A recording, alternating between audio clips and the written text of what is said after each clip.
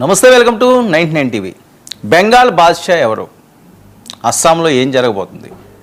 కేరళలో ఈసారి విజయం ఎవరిది? తమిళనాడు విజయ్ ప్రభావం ఎంత? ఇదండి దేశవ్యాప్తంగా జరుగుతున్న చర్చ. సెమీఫైనల్స్గా భావిస్తున్నారు దీన్ని. ఎందుకంటే బీజేపీకి ఇది పెద్ద టాస్క్, ఎన్డీఏకి ఎట్టి పరిస్థితుల్లోని కూడా వాళ్ళు కొన్ని ప్రాంతాల్లో విజయం సాధించాల్సిన అవసరం ఉంది. ముఖ్యంగా బెంగాల్ మీద వాళ్ళు ఫోకస్ పెట్టారు. Bengal BJP versus Didi, BJP versus Didi అనకుండా మోదీ వర్సెస్ దీదీ అనే పరిస్థితి వచ్చింది.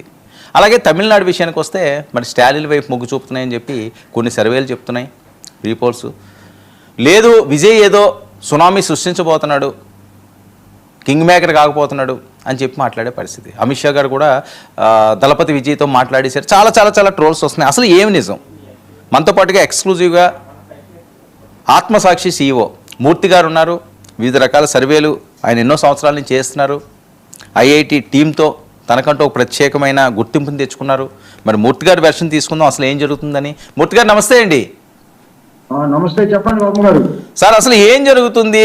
బెంగాల్ విషయానికి ముందు వద్దాం. బెంగాల్లో ఈసారి బీజేపీ హవా చాటుతుంది అని చెప్పి మాట్లాడే పరిస్థితి. అర్ధరాత్రి కాడ మమతా బెనర్జీ గారు వెళ్ళి చెకింగ్లు చేస్తున్నారు. అంటే అక్కడ ఏమైనా జరుగుతుందా, లేకపోతే ఇది ఒక హైప్ క్రియేట్ చేస్తున్నారా? ఇప్పటికే 100 కోట్ల బెట్టింగ్లు జరుగుతున్నాయట, నువ్వా నేనా అన్నట్లుగాని. సో ఈ బెట్టింగ్ల కోసమా ఇదంతాని, లేకపోతే వాస్తవాలు ఏంటి? మీరు కూడా దీనికి సంబంధించి సమగ్రమైన సర్వే నిర్వహించారు కదా.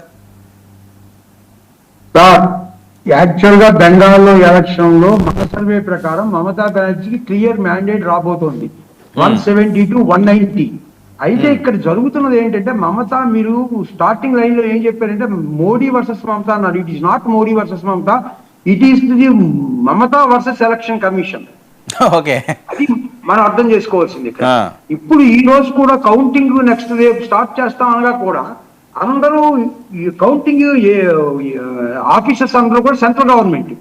ఏ రాష్ట్రంలోనూ కూడా భారతదేశ స్వతంత్రం వచ్చిన తర్వాత కౌంటింగ్ చేసేటువంటి స్టాఫ్ ఈ స్టేట్ గవర్నమెంట్ వాళ్ళే వర్క్ చేశారు తప్ప బెంగాల్లో మాత్రమే సెంట్రల్ గవర్నమెంట్ స్టాఫ్ ను పెడుతున్నారు. ఎందుకు పెట్టవలసి వచ్చింది? జరుగుతున్న పరిణామాలు చూస్తే మమతా బెనర్జీకి కానీ బెంగాల్ ప్రజలకు కానీ టీఎంసీ ఓడిపోతుందన్నటువంటి నమ్మకం అయితే లేదు. ఖచ్చితంగా గవర్నమెంట్ ఫామ్ చేస్తారన్న నమ్మకం ఉంది. కానీ దీదీ కాదండి, మమతా బెనర్జీ గారికి ఆ నమ్మకం లేనట్లుగా కనిపిస్తున్నది.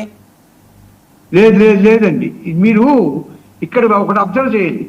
ఫస్ట్ ఫేజ్ లో 142 సీట్లు ఎలక్షన్ జరిగింది. ఆ 142 సీట్లలో 56 సీట్లు గతంలో బీజేపీ అక్కడే వచ్చాయి. వచ్చిన 77 సీట్లలో టోటల్ 77 సీట్లు వస్తాయి. గత ఎన్నికల్లో 56 సీట్లు ఆ ఫస్ట్ ఫేజ్ లో వచ్చాయి. ఇప్పుడు అది ఒక 75, 76 ఆ రేంజ్ లో పెరగచ్చు. నెక్స్ట్ సెకండ్ ఫేజ్ 142 సీట్లలో 18 సీట్లు మాత్రమే బీజేపీకి వచ్చాయి ఇంతకు ముందు. ఏంటంటే ఎందుకంటే ఆ డిఫరెన్స్ ఏంటి మూర్తి గారు? మీరు అబ్జర్వ్ చేసింది ఏంటి? అంత డిఫరెన్స్ ఎందుకు వచ్చింది? అక్కడ హిల్లీ రీజన్స్ లోను, తర్వాత కొంతమంది కొన్ని కమ్యూనిటీ మటువా కమ్యూనిటీ ఉన్న రీజన్ లోను బీజేపీ కొంత డామినేట్ చేసిన మాట వాస్తవం. సెకండ్ ఫేజ్ 142 సీట్లోకి వస్తే ఇంతకుముందు 17 సీట్లు వచ్చాయి వాళ్ళకి. ఇప్పుడు 30, 35, 142కి 40 గంటలు రావు. ఎట్టి పరిస్థితులు కూడా 40 దాటదు. అక్కడ 100. ఇప్పుడు మమతా కౌంట్ అనేది 100తో స్టార్ట్ అవుతుంది, బీజేపీ కౌంట్ 40తో స్టార్ట్ అవుతుంది. సో ఇది ఒకటి మనం ఆలోచించాలి. 2, మమతా బెనర్జీకి ప్రజల్లో ఇంకా నమ్మకం కోల్పోలేదు. ఆవిడ చేసిన వెల్ఫేర్ స్కీమ్స్ అవనివ్వండి, అన్నీ కూడా పబ్లిక్ లో బాగా ఇదయ్యాయి. లక్ష్మీ బండార్ స్కీమ్ కానీ, హెల్త్ స్కీమ్ కానీ, స్టూడెంట్స్ కి సైకిల్స్ ఇవ్వడం కానీ. బెంగాల్ ఇంకొకటి, ఎలక్షన్ స్టార్ట్ అయ్యే ముందు తర్వాత స్టార్ట్ అయిన తర్వాత అంటే నామినేషన్స్ ఫైల్ అయిన తర్వాత మనం చూసినట్టయితే మమతా బెనర్జీ 70 మంది క్యాండిడేట్లు మార్చారు. అది ఒక మమతా బెనర్జీకి ప్లస్ పాయింట్ కాబోతోంది. 2, మమతా బెనర్జీ గవర్నమెంట్ లో మంత్రుల మీద, ఎమ్మెల్యేల